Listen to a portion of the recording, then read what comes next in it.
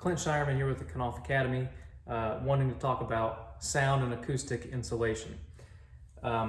Please excuse my bad drawing here, I'm not an artist, but I want to show the way that sound works in buildings and building materials.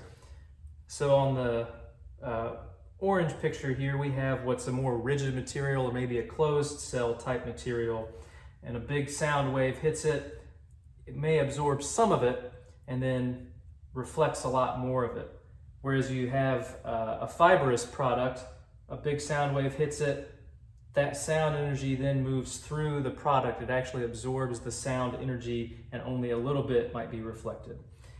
The way this is measured is with noise reduction coefficient, or NRC.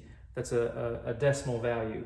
So we could take a 3-pound board and have it be an inch thick and have an NRC of 0.65 or 7, and we could take the same density board, 3 pound per cubic foot, and make it 3 inches.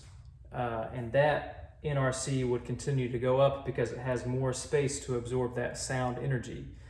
Similarly, we could take an R15 bat, which is much heavier than an R11, and that R11 would perform the same in an NRC scenario as would an R15 because the thickness is the same. It has the same amount of travel for the sound energy to go through.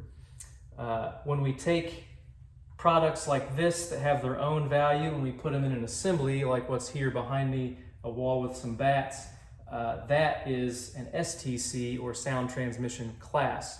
If you're a builder or architect, you're probably familiar with SA200 or a similar document that compares lots of different assemblies with 2 layers of drywall or resilient channel or just nothing in the wall. But what's cool about that is that actually measures the amount of sound that travels from one side of the wall or the assembly to the other. And that gives you your STC value. And the higher the STC, the more sound the assembly will stop. But if you look at those types of documents, what's really interesting to see is that they all use 3.5 inches of fibrous insulation. They don't say whether it's an R11 or an R13 or an R15. That's because they all perform essentially the same with acoustics. It's stopping all the structure-borne noise, absorbing and scattering that sound energy through the material itself, not reflecting it. And one other big takeaway is that all those acoustical tests are done on walls that are air sealed. So it's important to come through and air seal those assemblies to pick up some more STC points and stop the actual flanking pads through the wall itself.